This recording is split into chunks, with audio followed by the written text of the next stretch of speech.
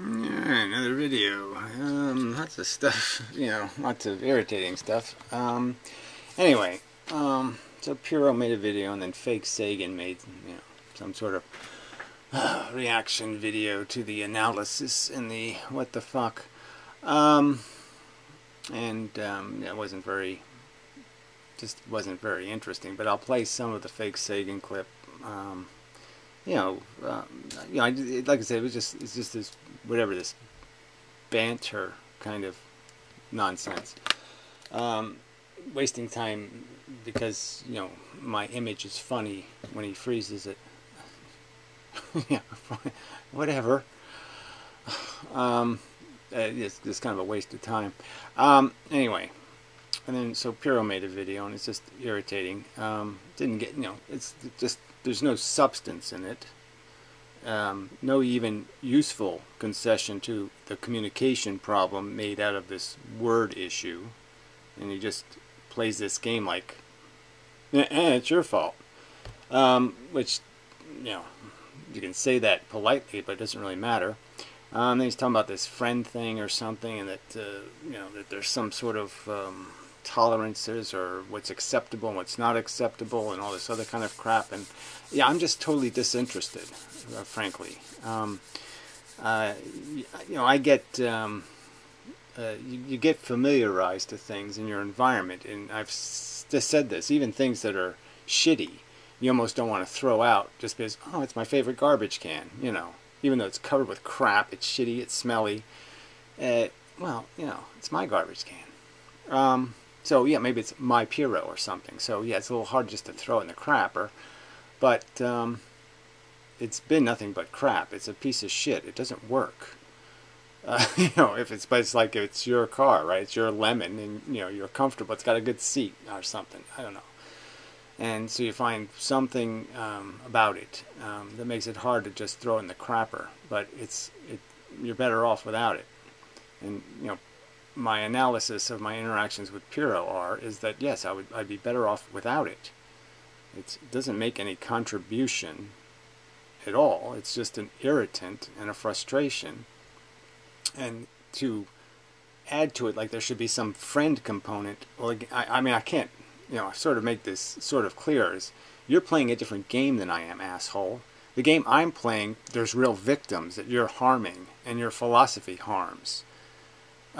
You glib fuckers are playing glib game, okay, where it's all harmless. It's a video game. No real damage is done.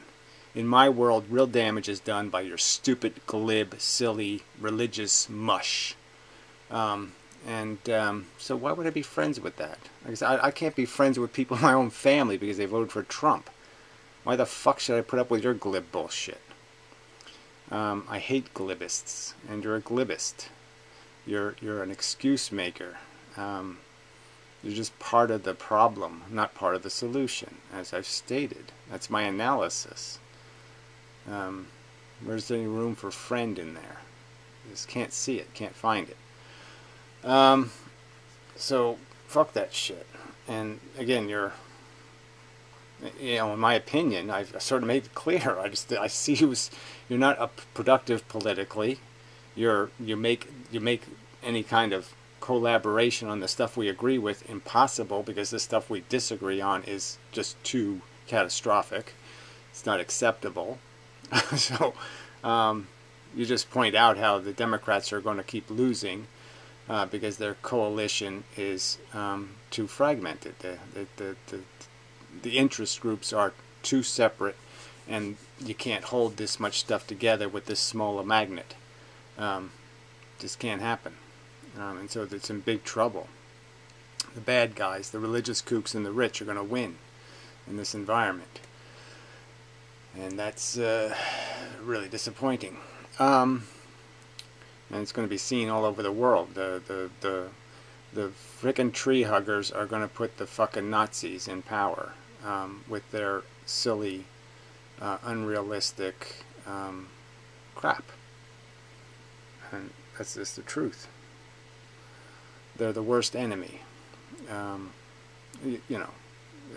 The idealists are just make it impossible because they won't be pragmatic. They won't they won't accept any compromise, and that just ain't gonna work. You gotta, you know. Well, anyway. All right. So this word game, and it is a game you play. You know. So you know, the joke of his video, you know, was this stupid crap where, you know, it is, you know, it's always little subtle ironies, but, you know, after I made the video, I played it, you know, and I realized I said 1 billion years, as funny as that sounds. It was a mistake I noticed. I said, whoops, I shouldn't have said 1 billion, I should have said 500 million. And, but, you know, who figures it needs correction? I've made it clear what I associate consciousness with neurons. There's no doubt about that. Neurons hadn't created neural networks a billion years ago, so clearly consciousness wouldn't have existed 1 billion years ago. And I didn't make some explicit scientific statement. It was a throwaway line. I said, you know, millions and even 1 billion years ago.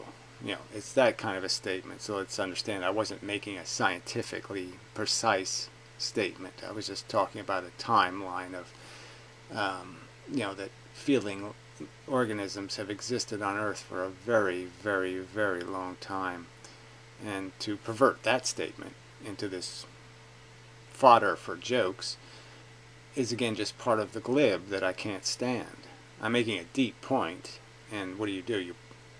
The only thing you get out of it is, oh, he made a mistake and said 1 billion instead of 500 million. Fuck you. I'm not humored.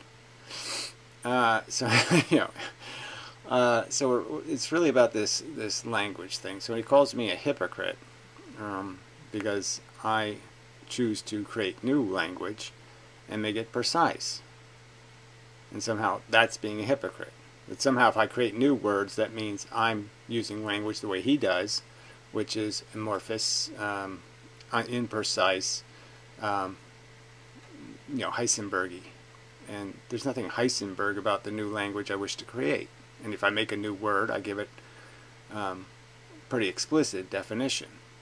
I describe its properties and go to some great lengths to explain what the new word represents. And so it's just bullshit to call it hypocrisy. New language, refined language, is not a remix of old language. The whole point of the new language is because the old language is unworkable. You can't salvage the words anymore. Unfortunately, you can't salvage the word quanta. I would love to be able to salvage that word, but you really can't salvage it from what has been done to it. It's been ruined by phantasmagorical bullshit. Its function as describing a fundamental particle is now broken. Anyway, so then he called it projection. You know, projecting. You know, so if I find fault with somebody, it's just, you know, I mean, this is just such an easy accusation to make. I find somebody else to be rapey, therefore I'm a rapist. I mean, it's just, you know, it's the lamest of cheap argumentation. It's as bad as Anti-Kantavad and his constant diatribe that anybody who has a decisive mind is a Nazi or Pol Pot or, you know, some other evil force trying to doom the world. I mean, so if you make explicit law saying, look, we have to have laws protecting the commons, that is, protecting the lobster fisheries or some other thing, that somehow you're a fascist and an insane, power-hungry, maniacal murderer. Because you're going to establish something because you know it to be a truth, that has to be a protection, there has to be a law. That people won't do it voluntarily, you have to have a law. You have to have a law against people polluting the environment, or, you know, they will for their self-interest pollute it.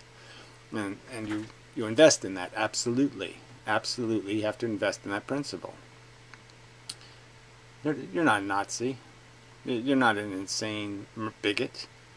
But he'll keep implying that somehow this is about bigotry. He even left a comment on one of my videos saying, you don't like being called a bigot. Ha ha ha. Well, you know, you don't like the Nazis because being called a Nazi, a Jew killer. Yeah, I don't mind being called a killer. I don't like being called a killer for bigotry. If I'm going to kill something, I'm going to kill it to protect its victims. There's a big fucking difference. And the fact that you can't figure that out is, bet on you, buddy. It's really not a joking manner. It really isn't. But whatever. Ha ha ha. Smiley face. Anyway, it's a whole nother pile of shit. So yeah, so so because I accused Pyrrho of using fluky language in explicit words. I mean, a lot of these words are broken in physics now. Superposition is a broken word because they're using the same word to describe more than one thing. They're just conceptually broken. And to talk in terms of locality and realism, or even relativity, okay, Pyrrho spent some time talking about relativity.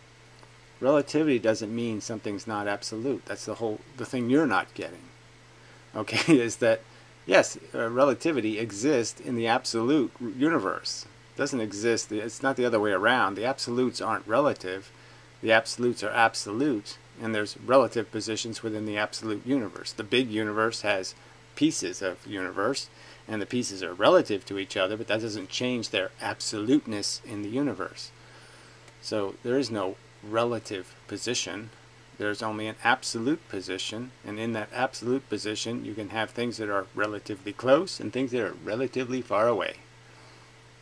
But relatively exist in the absolute truth. It doesn't exist in something else. There's no different places in any real sense.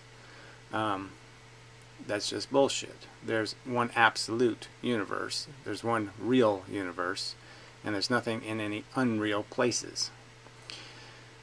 That's my premise, and obviously we don't share a fundamental understanding that's, again, this is going back to these arguments about which one is the first word. I'm saying science is the first word, and philosophy is a subcategory of science, or investigation, and likewise there's an absolute universe, and relativity can exist in the absolute. Big deal. But there's no change in the universe. All right. Then this, and then comes up with this information crap. Information is a word that means something when you're manipulating concepts. So information is like knowledge. It's conceptual. That means it's a symbolic representation of reality. It's a word you use to describe models of reality. You don't use the word information to describe the real world. You use it to describe the modeling world, the elements inside a model of reality. Information doesn't exist in reality. It exists in models of reality. And that's a big difference. It's a meaningful difference in understanding what information is. That relationship doesn't mean anything unless the model's moving, unless it's a functioning device, and then it can be understood what the consequences are and what outcomes are, and you can do all this predicting thing and all that kind of shit. The universe doesn't do any of that. It exists in a past, present, future cause and effect chain, and models don't have to live in that universe, universe narrowed by time. But I'm just saying it's an inappropriate use of the word. You don't call the byproduct the product. You don't use the same language to describe the thing and the cartoon drawing of it. You use different language. All right.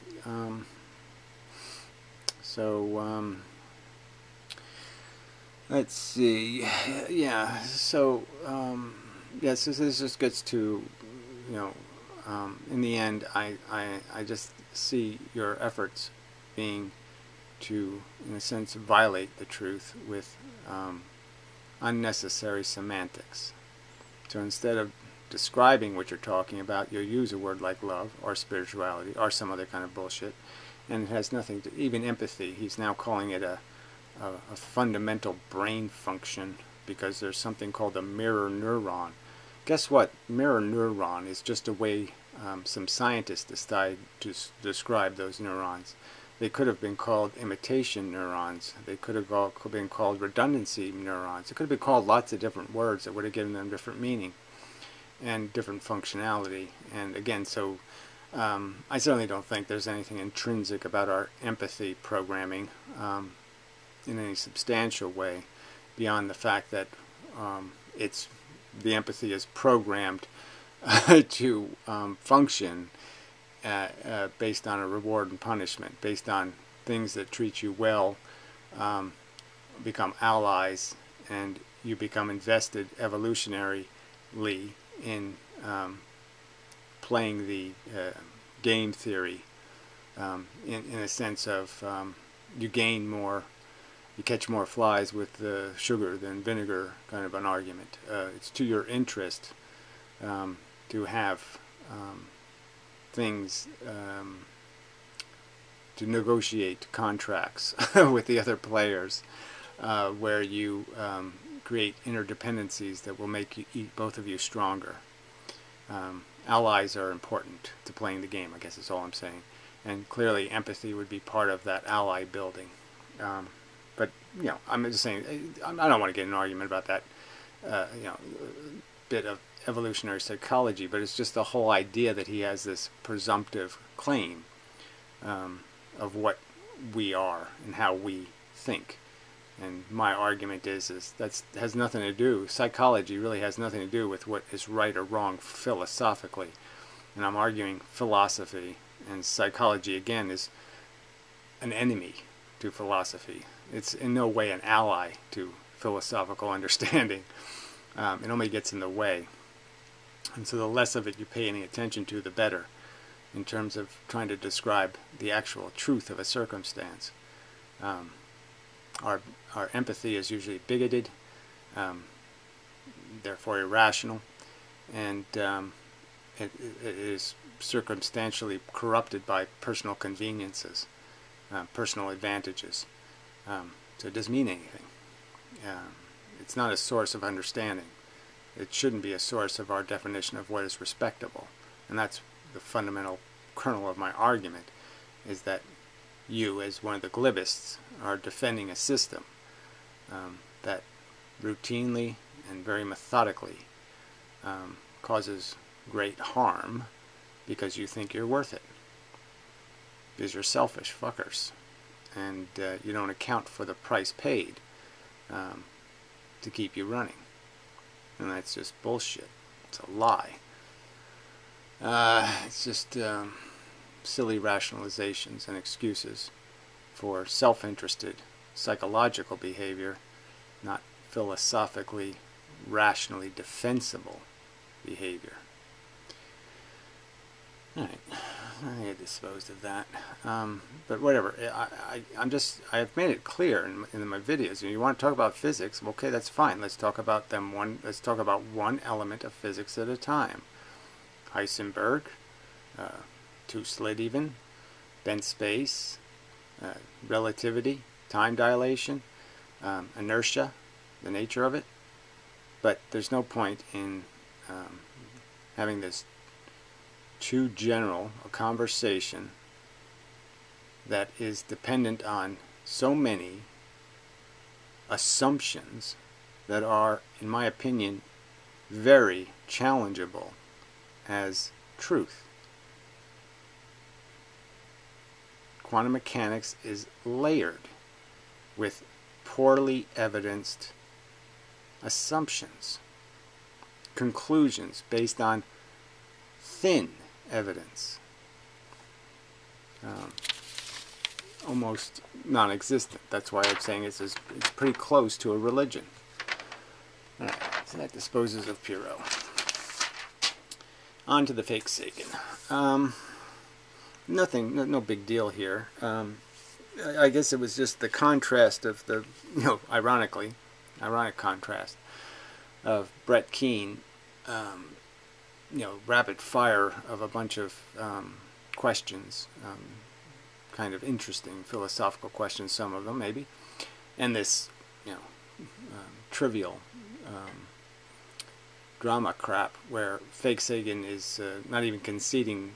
He's just bending arguments in all kinds of directions. I mean, the fact that I was just pointing out how a person who is worried about their welfare has a different, if you have a lot to lose, you have no reason to expose yourself to risk. If you have little to lose, then risk doesn't matter.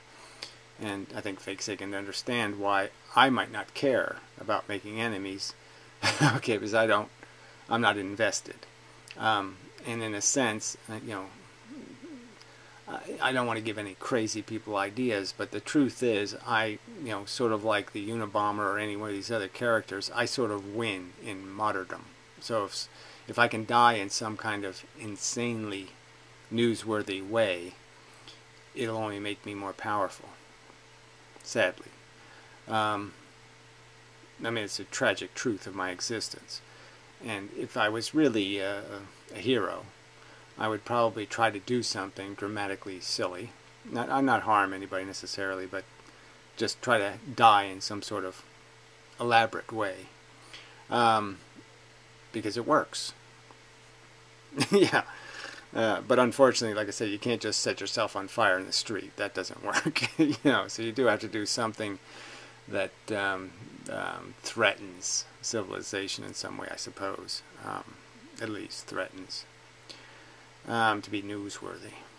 But anyway, I mean, it's just a tragic truth that people pay attention to things that die in an interesting way. Dying in an interesting way is sort of important if you wish to make an impact on the world. And it's just a sad truth. Alright, that's enough of that. So we'll just play, I think, around the 25-minute mark. I don't know. I thought there was something worthwhile here, but I'm not sure. Some of it's stuff I don't need to go over twice, so I'll speed it up a little bit and we'll see how it goes. I thought that I'm just saying, apparently there was something I wrote down. I didn't take any notes because there was just not much to note. It wasn't much that was noteworthy. I'm just sorry. I don't think he made any salient points. Psychological diagnosis, because I could really give a rat's fucking ass. Good, because you suck at it. What Fake Say clearly is insane. Coming from you. Right, so I mean, I suck at analysis, and that was where I was doing the thing where he has mama issues. And yeah, I did think that was sort of relevant, just because he just kind of, you know, he just bypassed that subject in the sense, well, my mother didn't have superpowers, but that's my whole point.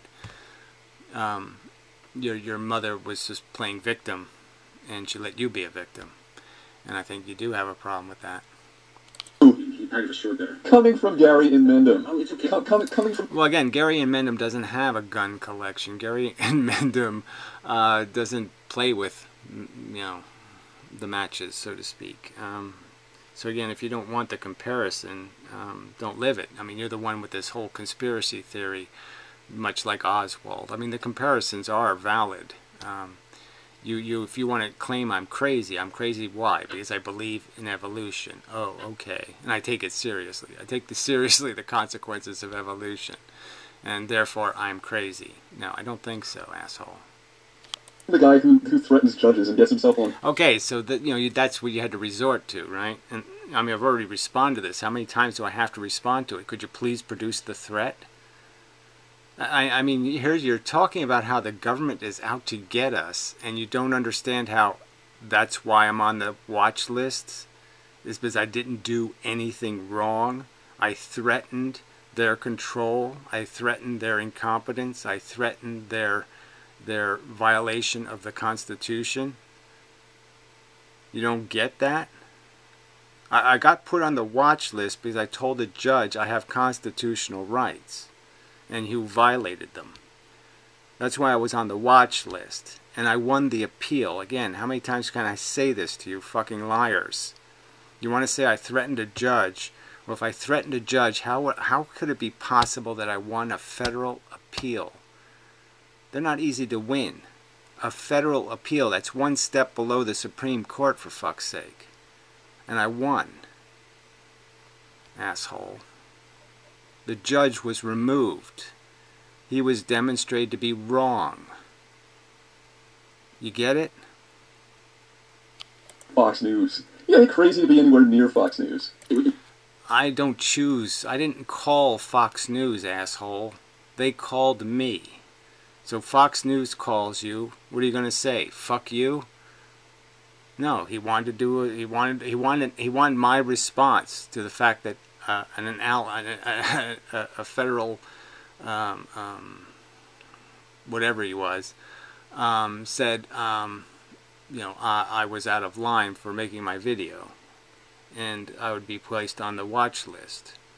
And he wanted my response, so I gave him my response. Do this own each one thing, because I'm not going to go psychotic and shoot up the place. Yeah, right. I'm sure they're feeling really confident that they can get into some mega battle with a crazy fake Sagan, and they don't have to worry at all. Yeah, so he missed this whole point too. That he talks like, again, fake Sagan goes through these mood shifts. That's clear.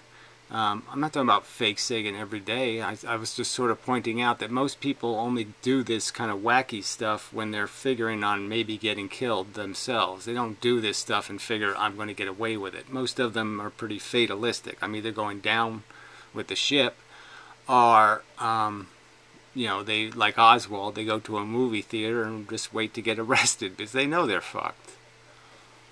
Coop, with his guns, his 2 AK-47s that he's ready to take on the Chinese tank army with. Hold on, whoa. There's a lot to respond to here. For one thing, I only have one AK-47, although I do have multiple... Yeah, multiple assault rifles. So again, this is just, these little details are like the most insignificant of the little details. And all of it's not consistent with the fact that these are from your own words, okay? I'm only describing you based on your own description of your own attitude. And how, in my opinion,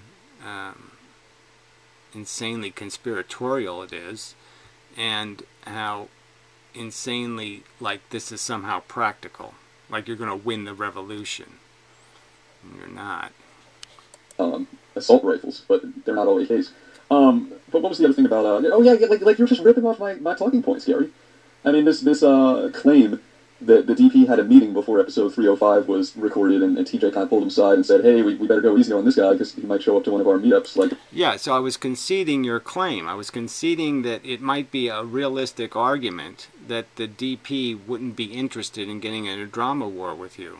I was conceding that it might just be that they say, fake Sagan ain't Brett Keane, let's not fuck with him because he's too crazy. I was conceding your point, idiot. This Joseph Martelli dude and fuck our shit up.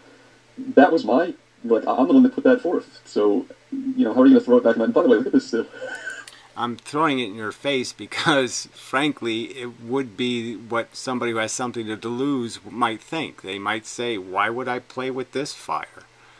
Because, yeah, fake Sagan has every appearance of being somebody who you just don't want to play with. And you don't want to have sex with him either, apparently, because, like I said, beat the shit out of you. Laughing at the images thing is kind of, I mean, like I said, I can't do that to fake Sagan. So yeah, once you get yourself a webcam, I got a ton of them actually, but I'm not going to waste the postage sending you one. This is inmendham on drugs. Anyway. He's not going to, decide that when he's going out, he might as well take out the trash. So he's going out there, he'll take out the trash. Gary, come on, man. Like, if I was going to be some deranged school shooter or something, don't you think it would have happened by now? I'm fucking 37 years old. It only happens once, so I'm just saying. I mean, you don't get to do the deranged super shooter more than once. You get to do it once. So the fact that it hasn't happened yet, oh, that's supposed to mean something to me? They don't all do it when they're 16. Some of them do it when they're 70. Some do them when they're 60, 50. There's all kind of ages they, start bending the wrong way.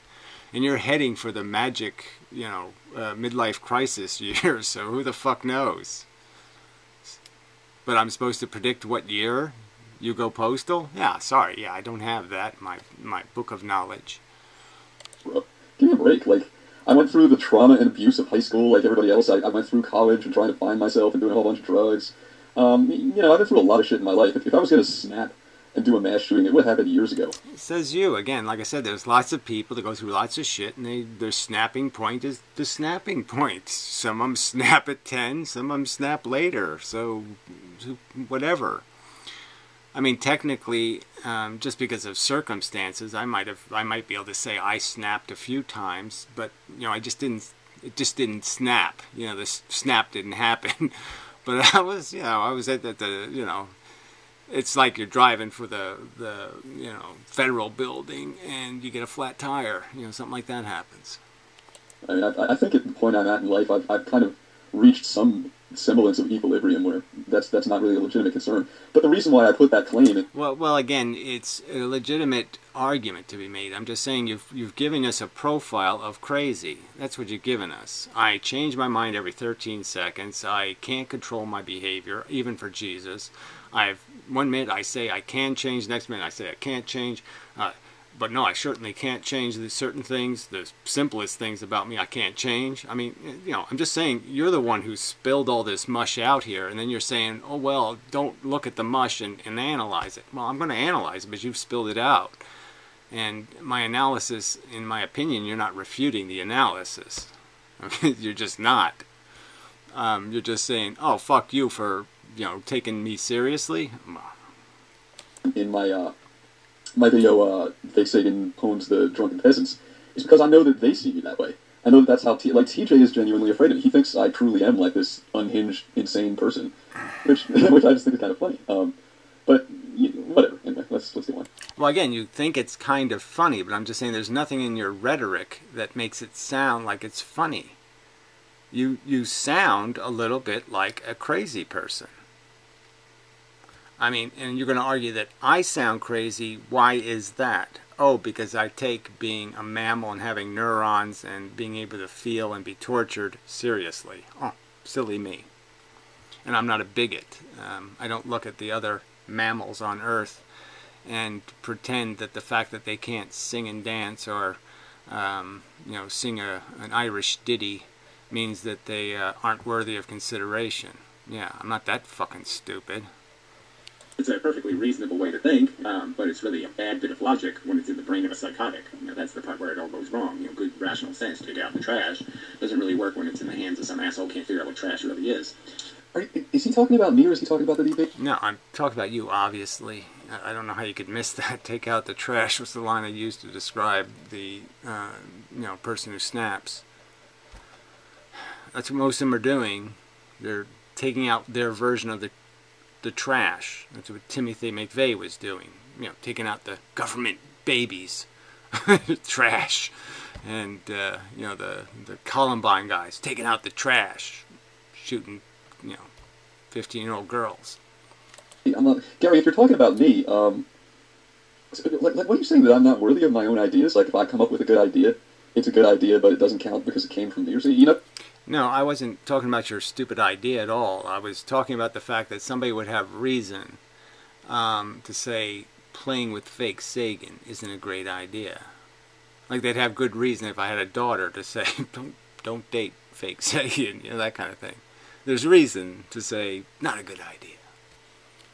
That actually wouldn't be the first time I've heard people say something similar to that on YouTube.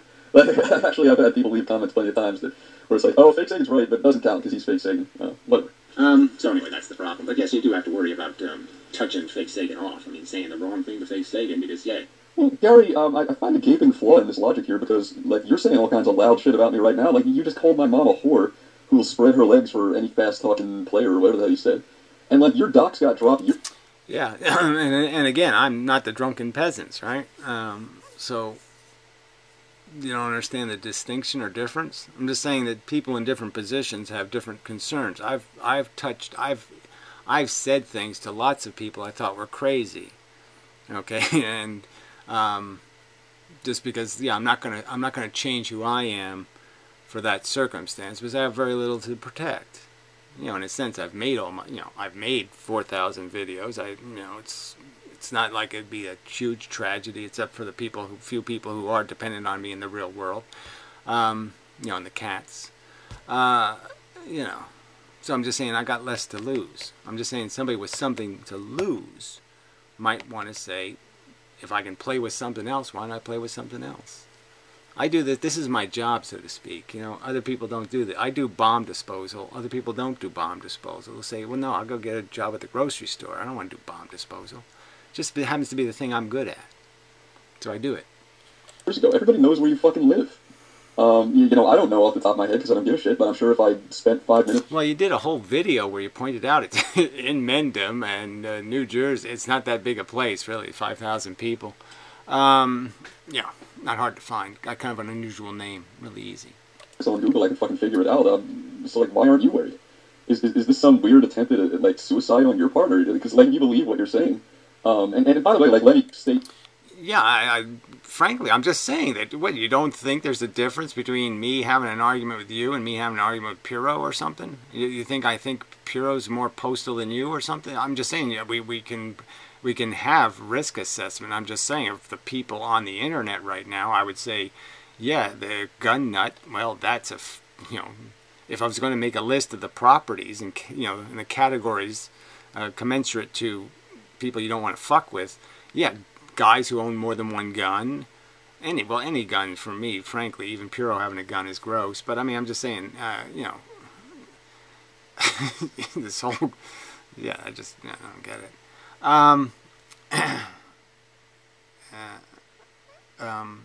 But yeah, so yeah, of course you're gonna get put on the fucking. Why bother with this asshole list? Drinks too much, pretends he can't be un-Irish. You know, it's somehow in his blood. I have to be a cliche Irishman. Very clearly, I'm not making a threat against anybody. I'm not threatening physical violence in any way. I'm just pointing out the inconsistency in what. Well, you do threaten it, though, all the time. And you say that I have trigger words that'll make me insane and I'll have to go do something and punch something or do something violent. I mean, it's out of your own mouth, fuckhead. This is just bullshit. I mean, you can't say that shit and then pretend you didn't say it. And then pretend I'm wrong for noticing that you said it. Damn it. What he's saying here? He's saying, like, oh, you know, you better not take the gloves off with the fake Sagan and hurt this guy's feelings because he might go Joseph Martelli on your ass and like come gunning for you. I don't even know if Joseph Martelli did any of that. So I like I said, I'm more concerned that you're doing some kind of Timothy McVeigh thing. You know, yeah, you're part of the government's conspiracy. Yeah, with his multiple AK-47s, Gary, if you really believe that, why would you be making this video right here? Because like everybody knows where you are. Whatever. Yeah, exactly. And I've already been there, done this. I've had the cops knocking on my door because people make phone calls. So yeah, I piss people off and people try to fuck with me. So what? I've been there, done that. I just don't give a fucking rat's ass. Shithead. But I don't like it. To tell you what, you're going to ask me, do I like that fake Sagan has guns? Do I like that fake Sagan's unhinged? Do I like that I'm having an argument with a guy who could in some way maybe cause me trouble? No, I don't like it. I don't like arguing with Brett Keane or anybody else who might try to sabotage me in some way because I disagree with them. But so what? I'm not going to be ruled by that fear. He's going to do his gun nut thing on you. And there's absolutely no reason. Gun nut? Oh, okay. Gary, I've got 5 guns. Right? You're not... Alright, that's probably right there. That's enough right there, right? I've got 5 guns. You know, isn't that just normal guy thing? No, I'm sorry. Not in my book. I grew up, people lived in real rural areas, Canada, all kinds of places. None of them had 5 guns. My father never had a gun. He was in, you know, he was in the Canadian Army, the Navy. Never had a gun in the house. Anyway, yeah, I just don't see the function of this lethal weapon, you know, clean and maintained for what practical purpose, especially the whole assault rifle nonsense and whatever. So whatever, that's your dig and your gig and your whatever. Fine. I'm just saying I do find it threatening. I find it incredibly, I would find it incredibly obnoxious to live in one of these fucking free carry states, you know, where these assholes are wearing their guns on their fucking hips all day. I'd really find that irritating. Because it's just kind of a, you know, it's almost like the America playing the superpower card, you know. Nobody can fuck with us. We're too big to fail. Yeah, it's like the bankers and the too big to fail bullshit. It's a kind of gross arrogance. I find it very unmanly, frankly. Fake butch, or whatever, poser male, pretty much. Alright, so let's jump ahead to 34. Somewhere around there anyway. I think there's something of interest. Perhaps not. Pardon me. Okay, you know, that's it right there. Pardon me. So you did this whole thing where you talk about sincere repentance and you know, that kind of thing, and then you'll say something like "pardon me" or "excuse me" or "forgive me," even. You know, when people do this crap, and you do it, you know, really at people. And I don't know why you or Brett Keane or all these people. So this is all part of what you think is. I don't know what you think it is, except evidence that you're not worth talking to almost. Because first off, yeah, like it often happens when you're losing an argument. I see people doing this belch thing, you know, because it's just a convenient. Like, I don't give a fuck. I'm not, you know, like I'm going to disengage. It does seem like it's completely almost a willful act, and clearly the way it's done is willful. There's no effort to sneeze over there or do, you know, you're just doing it right into somebody's face, and I don't know what to call that, except, God, it's rude. It's a cheap way to argue. I'm sure there's some 16-year-old kid that could belch a whole video. You know, he could just belch every word. I don't know what to say. It's something the kids do. But there is just a gross lack of respect built into it. And if you can't sense that, you're really, like I said, there's something